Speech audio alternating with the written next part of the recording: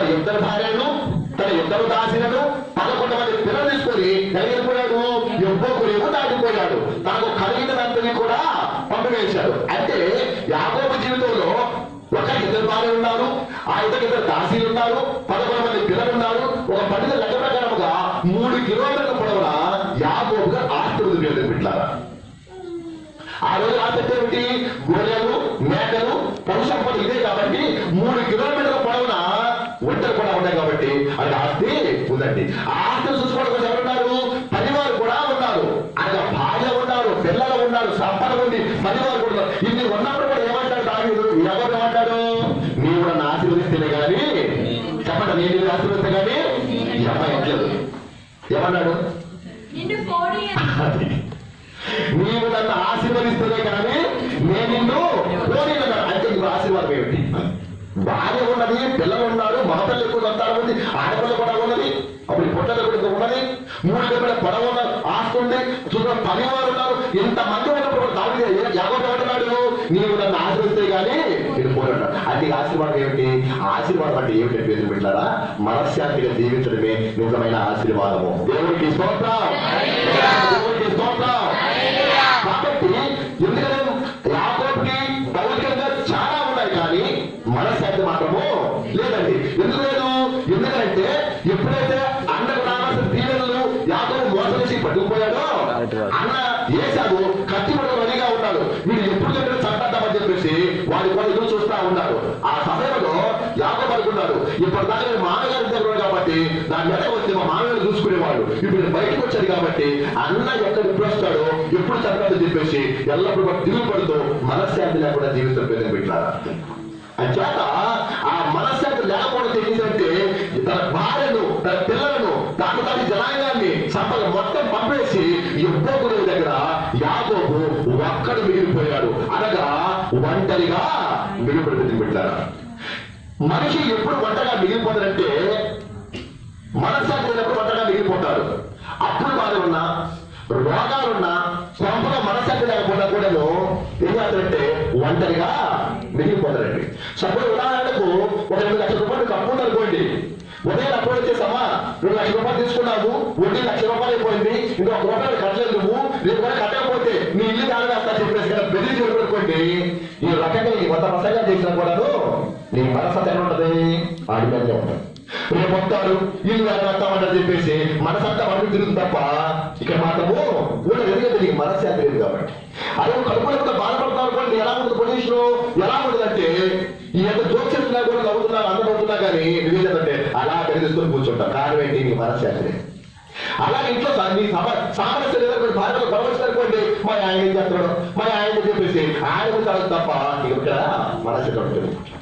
కాబట్టి ఆర్థిక సమస్య వల్ల కానీ, ఆరోగ్య సమస్య వల్ల కానీ, మానసిక సమస్య వల్ల కానీ, ఆయన తెలుగు చెప్పాలంటే రోగాల వల్ల కానీ, అప్పుల వల్ల కానీ, ఇంట్లో మనసు రాకపోవడం వల్ల మనిషి ఏమైపోతాడంటే ఒక్కడు మిగిలిపోతాడు. అనగా ఒంటరిగా మిగిలిపోతాడు. ఎప్పుడైతే ఒంటరిగా మిగిలిపోతాడో అతనికి వచ్చే ఆలోచన ఏంటంటే సూసైడ్ చేసుకున్నప్పుడు పెళ్లి పెట్టారు. అంటే ఆత్మహత్య చేసుకొని చచ్చిపోతారని ఆలోచన చేస్తారన్నమాట. అందుకే గొప్ప గొప్ప డాక్టర్లు, సినిమా యాక్టర్లు, కలెక్టర్లు అంటే వాళ్ళు ఎందుకు చచ్చిపోతారంటే వాళ్ళకి అన్ని ఉన్నాయి కానీ మనశ్శాంతి మాత్రము లేదండి, ఒంటరిగా అయిపోతాడు. ఎప్పుడైతే మనిషి ఒంటరిగా ఉంటాడో వాడికి వచ్చి ఆలోచన అంటే చస్తే బాగుండు అనుకుంటాడు.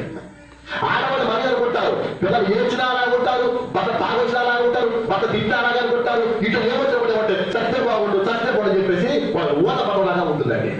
అంటే మనిషికి సమస్య పరిష్కారం ఏంటంటే చచ్చిపోతే బాగుందనుకుంటున్నాం మొత్తానికే కదా. అలాగే యాకోబు తన జీవితంలో మనశ్శాంతి లేక ఎవరైతే బిక్కుమంటూ బిక్క చచ్చిపోయి ఈ ఒక్కొక్కరి దగ్గర ఒంటరిగా మిగిలిపోయి అందులోకి దూకి చచ్చిపోతాం పరిస్థితిలోకి దిగజారిపోయాడండి. అప్పుడు ఏం జరిగిందో జ్ఞాపకం చేస్తారు. హల్లెలూయా స్తుతి మహిమ ఎల్లప్పుడూ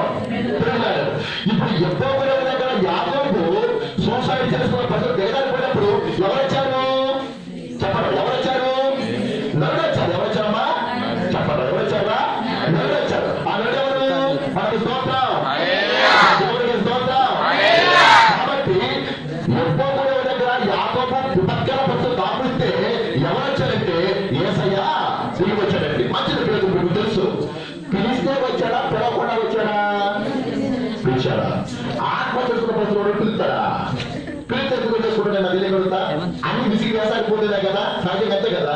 ఇప్పుడు పిచ్చి చికాకు వచ్చినప్పుడు ఏం చేస్తామని ఎవరు వినం మనం, అవునే కదంటారా. ఇప్పుడు ఎవరికి ఏమి దిక్కు చేసినప్పుడు కదా, ఎవరు సపోర్ట్ చేయనప్పుడు కదా మనం దిగలారిపోయేది. అటువంటి పనుల ప్రాణం గుర్తొస్తుంది మనకి. అనగా నా జ్ఞానంలో యాకోబు పిలవకుండానే దేవుడు దిగి వచ్చాడు పేరు పెట్టారు. ఎందుకు దిగి వచ్చాడంటే రోమా పత్రికలో 9వ అధ్యాయంలో 10వ వచనం చూద్దామా. రోమా పత్రిక 9వ అధ్యాయం 10వ వచనం. పాఠం చాలా ఉండదా మీకు తెలిసిన పాఠమే. రోమా పత్రికలో 9వ అధ్యాయంలో 10వ వచనం. అంతేకాదు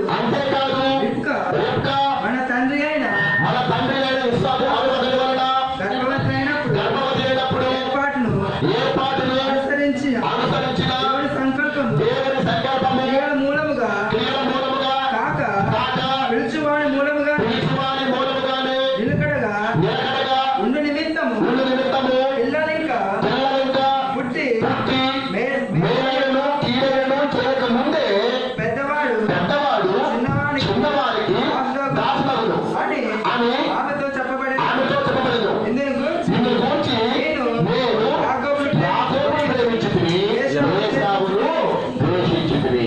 వద్దు లైట్ లేరా. రెబెకా గారికి గర్భం వచ్చింది.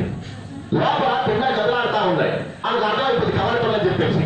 ఇదేంటిది, వీళ్ళు బయటికి రాకుండా లోపల కొట్టుకుంటా ఉన్నారు, ఇక బయటకు వచ్చిన పరిస్థితులు చెప్పేసి దేవుడికి మొరపెట్టింది. మొరపెట్టినప్పుడు ఏం జరిగిందంటే దేవుడు చెప్పాడు అమ్మా నువ్వు అనుకున్నట్టుగానే నీ గర్భంలో 2 జనాంగాలు ఉన్నాయి. ఈ 2 జనాంగాలు ఏమిటంటే పెద్దవాడు చిన్నవాడికి దాసులైపోతాడు. ఎందుకంటే నేను యాకోబును ప్రేమించింది, ఏశావును చెప్పండి. నేను యాకోబును ప్రేమించింది, ఏశావును ఎట్లేదు. నేను యాకోబును ప్రేమించింది, ఏశావును అంటే కడుపులో ఉండగానే పిల్లలైతే పుట్టి మేలైనను కీడైనను చేయకముందే కడుపులో ఏం చేశాడు, నేను యాకోబును ప్రేమించాను, ఏశావు నేను ఏం చెప్పేసి కడుపులో ఉండగా దేవుడు నిర్ణయించుకున్నాడు. దేవుడు నిర్ణయం చేసుకున్నాడు. ఆయన బయటకు వచ్చాక దీవెని పొందుకున్నారా పోగొట్టుకున్నారా ఇవన్న ఆలోచన కాదు. కడుపులో ఉండగానే ఆయన ప్రణాళిక చొప్పుడు జరిగింది. కాబట్టి ఏమంటే నేను యాకోబును ప్రేమించుకున్నాను, ఏశావు నేను ద్వేషించాడు. కాబట్టి తాను ప్రేమించిన యాకోబు ఇప్పుడు విపత్కర పరిస్థితులు ఉన్నాడు. కాబట్టి పిలవకుండానే దేవుడు దిగి వచ్చేసి ఆశీర్వదిస్తామని చెప్పి దేవుడు దిగి వచ్చాడు. దేవుడికి స్తోత్రం. ఒక నరుడు తెల్లవారు వరకు అతనితో పెరుగులాడను. చదమ్మా. ఒక నరుడు తెల్లవారు వరకు అతనితో పెరుగులాడను. తాను అతని గెలవకుండుట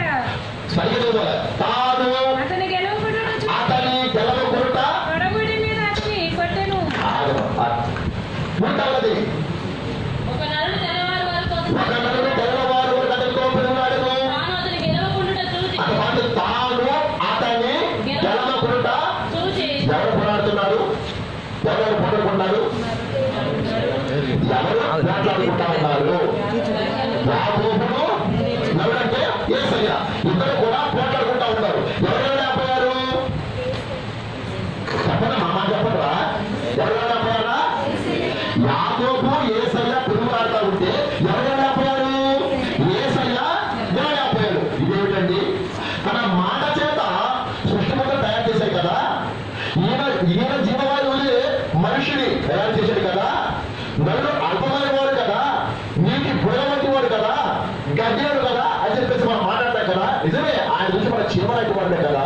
అటువంటిది ఆఫ్టర్ తాను పుట్టించిన ఒక మనుషుల్లో దేవుడు ఓడిపోవటమా? ఆలోచన చేయండి. అంటే నా పాయింట్ ఏంటంటే ఇదే మూల మాట. ఇప్పుడు దానికి ఉపయోగం కాదు మాట. యాకోబు విపత్కర పరిస్థితిలో ఉంటే ఎవరు వచ్చారు? దేవుడు వచ్చాడు. ఎందుకు వచ్చాడు? ఆశీర్వదిద్దామని వచ్చాడు. కానీ ఒక నరుడు తెల్లవారు వరకు పిల్లలంటప్పుడు కూడా అతను గెలవలేకపోయాడు. అంటే ఆశీర్వదిద్దామని చెప్పేసి దేవుడు దిగి వస్తే యాకోబు నీకు గెలవలేకపోయాడు. అనగా ఆశీర్వదించలేకపోయాడు. ప్రజలు పెట్టారా? నా పాయింట్ ఏంటంటే యాకోబులో దేవుడిని గెలవలేని లక్షణాలు ఏమున్నాయి? అది నా పాయింట్ అండి. ఏ సైడ్కి వచ్చాడు? మనశ్శాంతి లేక చచ్చిపోయే పరిస్థితుల్లో యాకోబు. ఆయనకు వచ్చాడు, వీడు చచ్చిపోతున్నాడు, మీరు బతికించి జీవితామని చెప్పి వస్తే తెల్లవారు పిల్లవాడి కూడా జీవించలేకపోయాడు. అయితే నా పాయింట్ ఏంటంటే యాకోబులో దేవుడిని గెలవలేని లక్షణాలు ఏమని నేను జ్ఞాపకం చేస్తాను పెట్టారా. ఏమున్నాయంటే ఒకసారి బ్యాక్గ్రౌండ్ స్టోరీకి వెళ్ళిపోయినట్టయితే మొట్టమొదట ఇస్సాకు ఇద్దరు కుమారులు. మొట్టమొదటి పనేమో ఏశావు, రెండవ పనేమో యాకోబు. మధ్యలో చెప్పింది ఏసావు ఏం చేస్తా ఉండేవాడు? అరణ్యంలో వేటాడయందు నేర్పడిగా ఉన్నాడు. యాకోబేమో సాధువై పురాణంలో జీవిస్తా ఉన్నాడు. ఒకనొక రోజు ఏం జరిగిందో ఎవరికి కూడా తెలుసు. వేట ఏ కూడా దొరకలేదు. ఆగత ఆమడిస్తూ ఇంటికి వచ్చేసాడు. మొదట పుచ్చుకునే కూరలు చేస్తా ఉంటారు. అసలే ఆకలి మీద ఉన్నాడు. ఈ కూర కూడా ఏమైపోయింది? మరింత నోరుపోయింది. వెంటనే వచ్చేసి అరే తమ్ముడు నాకు ఆకలి అవుతుందిరా, అన్నం పెట్టరా అన్నాడండి. అప్పుడు యాకోబు ఏమన్నాడు? నాకేంటి అన్నాడు. ఎవరన్నా చెప్పడు. ఏమన్నాడురా? నాకేంటి అన్నాడు. నీకేం కావాలా అన్నాడు. నీ జ్యేష్ఠత్వం నాకు ఇచ్చాడు. ఒక్కసారి ఆలోచించండి. సొంత అన్న ఇంటికి వచ్చేసి అరే తమ్ముడు నాకు ఆకలి అవుతుందా అంటే ఏమన్నా కాచి వేసావేమన్నా యాకోబు ఏమన్నాడా? ఓ అన్నయ్య నీకు ఆకలి అవుతుందా? కాలు పట్టుకుని రాబోరా, అన్నం పెడతానని చెప్పాలి. లేకపోతే ఆకలిగా ఉంటే వేసుకొని తింటురా అని చెప్పాలి. అలా కాకుండా నీవు నాకు ఏమిస్తావు, నీ జడ్డు నాకు వచ్చి అడిగానంటే ఇతను ఏముందంటే గూడు కట్టుకున్న స్వార్థం ఉంటుంది పెట్టారా. ఏముందమ్మా? గూడు కట్టుకున్న స్వార్థం అనగా మొట్టమొదట స్వార్థం ఉన్నది అంటే. రెండో మనం చూద్దాం ఆదికాండంలో 27వ అధ్యాయంలో 35వ వచనం చూద్దాం ప్రియమైన బిడ్డలారా. ఆదికాండాలు 27వ అధ్యాయము 35వ వచనం. అతడు నీ సహోదరుడు కపటోపాయముతో వచ్చి నీకు రావాల్సిన దీవెనలు అతడు నీ సహోదరుడు కపటోపాయముతో వచ్చి అనగా రెండవదిగా కపటము. ఏశావు పక్కన కొంచెం గ్యాప్ ఉంటుంది. ఏశావు యాకోబు అను పేరు అతనికి సరిగానే చెల్లినది. అతడు నన్ను రెండు మార్లు మోసపుచ్చెను. అది సంగతి. మూడవదిగా మోసం అండి. ఒకటిదేంటమ్మా? స్వార్థము. రెండోదేమో కపటము. మూడోదేమో మోసము. ఈ మూడు లక్షణాలు యాకోబులో ఉండడం చేత తెల్లవారులు యేసయ్య పెరుగులైనప్పటికీ కూడాను గెలవలేకపోయాడు. కారణం అంటే ఈ దుష్ట లక్షణాలు యాకోబులో ఉన్నాయండి. ఏమున్నాయి యాకోబులో? ఒకటేమో స్వార్థము, రెండోదేమో మోసము, మూడోదేమో కపట. ప్రియతని పెట్టారా? మళ్ళీ చెప్పండి ఒకసారి. ఒకటేమో చెప్పండి ఒకసారి. స్వార్థము అనండి, మోసము, కపటము. అదండి. ఇప్పటిదాకా నేను ఏం చెప్పినా తెలియదు కానీ గుంటూరు జిల్లా నుంచి రాజేంద్ర ప్రసాద్ గారు వచ్చి ఏం చెప్పారంటే యాకోబులో దేవుడిని గెలవని లక్షణాలు ఏమున్నాయంటే 3 ఉన్నాయి. ఒకటేమో స్వార్థం ఉన్నది, రెండోదేమో మోసం ఉన్నది, మూడోదేమో కపటమును. ప్రియతని పెట్టారా? ఈ 3 విషయాలు చెప్పి వాక్య బాగా నేను ముగించేస్తాను. అల్లా సైన్యములకు అధిపతి అయిన ఆ దేవుని స్తుతించెదము. అల్లా సైన్యములకు అధిపతి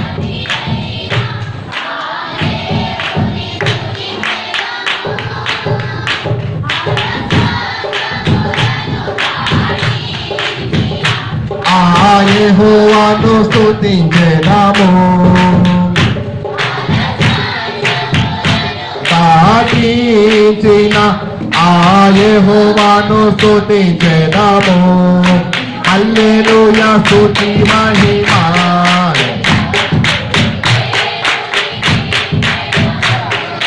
హల్లెలూయా స్తుతి మహిమ ఎల్లపు దేవునికి చెదము. హల్లెలూయా, దేవునికి స్తోత్రం. కాబట్టి ప్రియమైన బిడ్డలారా, వాక్యం ఏ సెలవిస్తుంది?